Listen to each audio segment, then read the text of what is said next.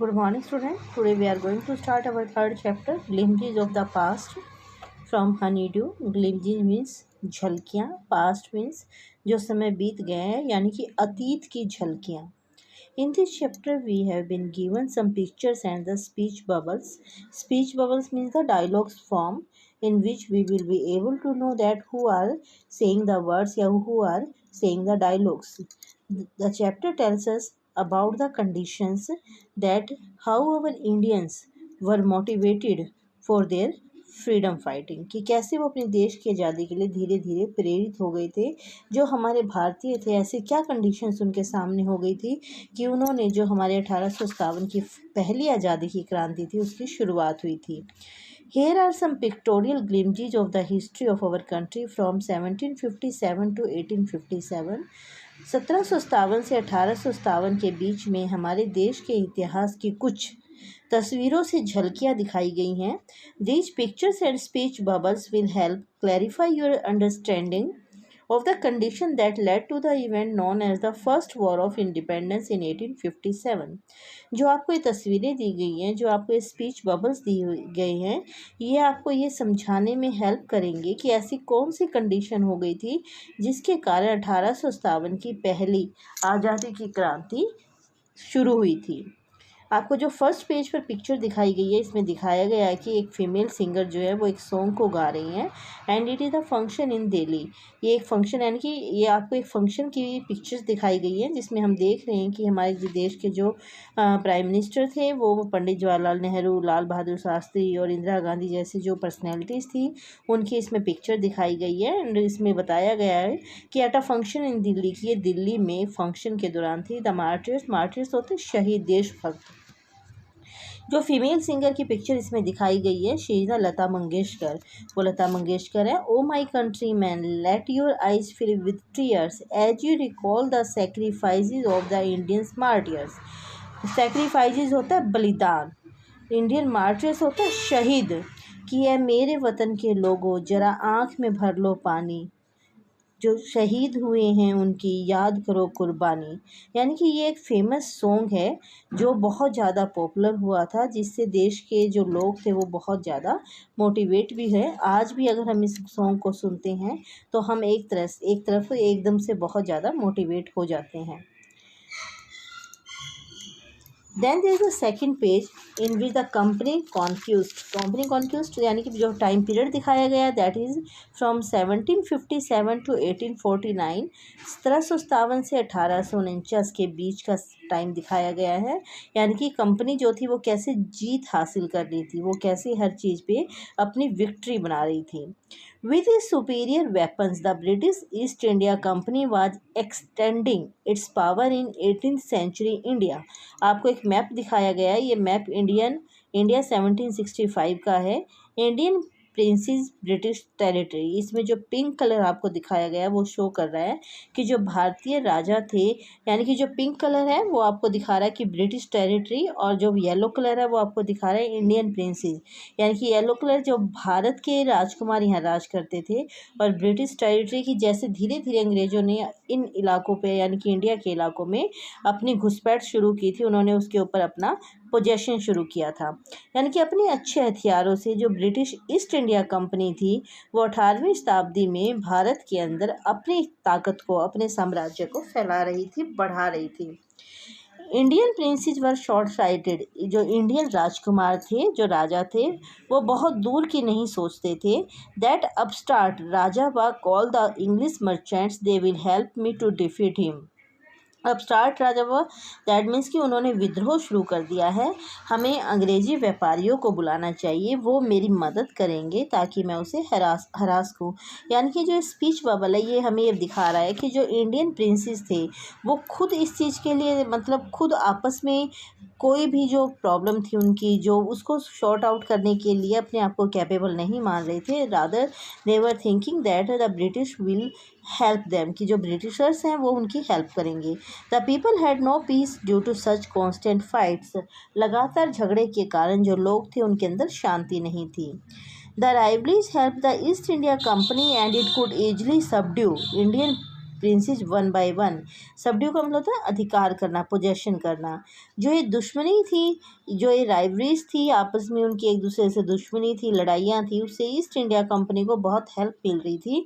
और वो धीरे धीरे एक के बाद एक जो भारतीय राजा थे, जो भारतीय राजकुमार थे, उनके ऊपर अपना अधिकार कर रहे थे। A forcing ruler like the brave Tipu of Mysore fought the British till he died fighting। एक बहुत दूर की सोचने वाला जो रूलर था, जिसे मैसूर का टीपू सुल्तान यानी कि जो राजा थे, जो बहुत बहादुर थे, वो अपने मरते दम तक अंग्रेजों के से लड़ते रहे। Thank God there is peace in the country now, no more wars, no looting by thugs.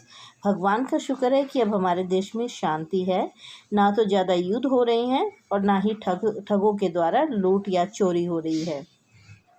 How did Indians react to this conquest, यानी कि ऊपर जो आपको ये दिया हुआ है, यानी कि जो नीचे आपको स्पीच बबल्स और पिक्चर्स दिखाई गई हैं, वो हमें बता रहे हैं कि जो भारतीय थे वो इन जीत के लिए वो कैसे रिएक्ट करते थे।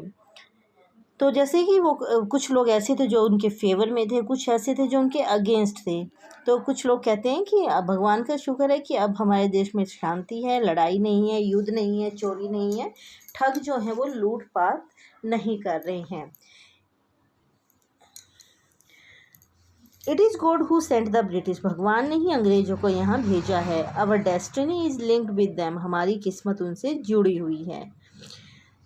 The white man has killed और डिथॉर्न्ड द अवर किंग्स, अंग्रेजों ने हमारे राजाओं को या तो मार दिया है या उन्हें राज्य से उतार दिया है।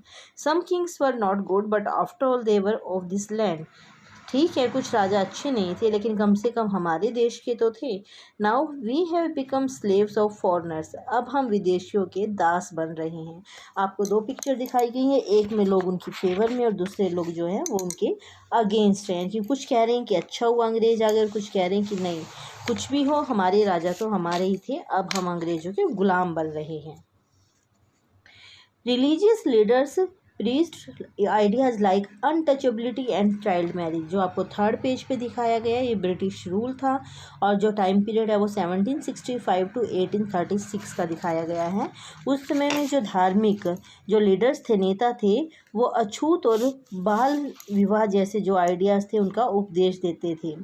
Anyone who crosses the seas loses his religion, कोई भी जो समुद्र पार करता है वो अपने धर्म से हट जाता है, वो अपने धर्म को खो देता है। All the miseries in the world is due to women, जो दूसरी तरफ आपको पिक्चर दिखाई गई है वो क्या कह रहे हैं कि इस दुनिया में जितनी भी तकलीफ़ है, जितनी भी प्रॉब्लम है, वो वुमेन्स यानी कि औरतों के कारण है। The truth was that Indians had lost self respect, the British scorned them, सच्चाई तो ये थी कि भारतीयों ने अपने आत्म सम्मान को खो दिया था और अंग्रेज उनसे स्कॉन्ड होता है नफरत करना, उनसे नफरत करते थे। The natives are unworthy of trust, incapable of honesty, natives यानी कि यहाँ रहने वाले लोगों के ऊपर विश्वास नहीं किया जा सकता क्योंकि वो ईमानदार नहीं है। True your honour but I am honest, आप बिल्कुल सही कह रहे हैं बट मैं ईमानदार हूँ। Being merchant the British wanted quick profits, व्यापारी होने के कारण जो अंग्रेज थे उन्हें बहुत जल्दी से प्रॉफिट चाहिए था। Their heavy taxes forced farmers to abandon their fields, उन्होंने जो बहुत भारी टैक्स लगाए थे उसकी वजह से जो किसान थे वो अपने खेत छोड़ने के लिए मजबूर हो गए थे, यानी कि किसानों ने अपनी ज़मीनों को छोड़ना शुरू कर दिया था। But your man are taking all my crop, तुम्हारे आदमी हमारी सारी फसल लेकर जा रहे हैं। You are still in arrears, if you don't pay next week I will send you to jail, तुम्हारे ऊपर अभी भी कर्ज है, अगर तुम अगले हफ्ते तक अपना कर्ज नहीं दोगे तो मैं तुम्हें जेल में भेज दूंगा। जो आपको स्पीच बबल्स दिए हुए हैं वो बता रहे हैं कि which dialogues are being said by the Indians and which are spoken by the Britishers, यानी कि इतने ज़्यादा हैवी टैक्सेस थे that Indian farmers were not able to pay them and that's why their fields were abandoned by them and moreover they have to pay the taxes or the arrears which were upon them. Still the British invented other methods which gave them more profits, जो अंग्रेज थे वो दूसरे ऐसे तरीके ले रहे थे जिससे उन्हें और ज़्यादा फ़ायदा हो सके। The goods manufactured in England should not have any import duty when brought into India, कि जो माल इंग्लैंड में बनता है वो उसके ऊपर भारत लाते वक्त कोई इम्पोर्ट ड्यूटी नहीं होनी चाहिए। क्या होता है कि जब हमारे देश का माल बाहर जाता है तो एक्सपोर्ट ड्यूटी लगती है, जब दूसरे देश का माल हमारे देश में आता है तो उस पर इम्पोर्ट ड्यूटी लगती है। लेकिन उन्होंने क्या कहा कि इंग्लैंड में जो माल बनता है उसके ऊपर कोई भी इम्पोर्ट ड्यूटी नहीं लगनी चाहिए, क्योंकि उन्हें ये क्या था कि इससे उनकी लागत कम हो जाएगी और वो मन चाहे प्रॉफिट पर उसे बेच पाएंगे।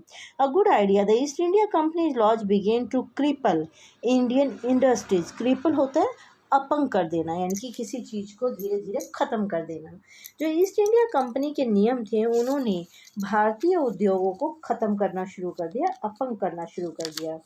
Invariably, farmers followed. Between 1822 and 1836, 15 lakh Indians died of starvation.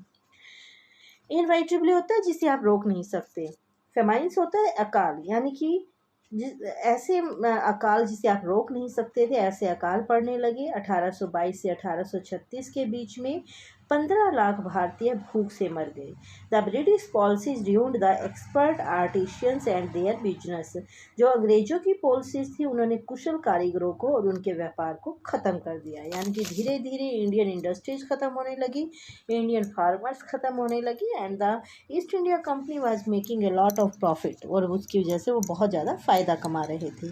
So the student read the chapter carefully. Thank you, have a nice day.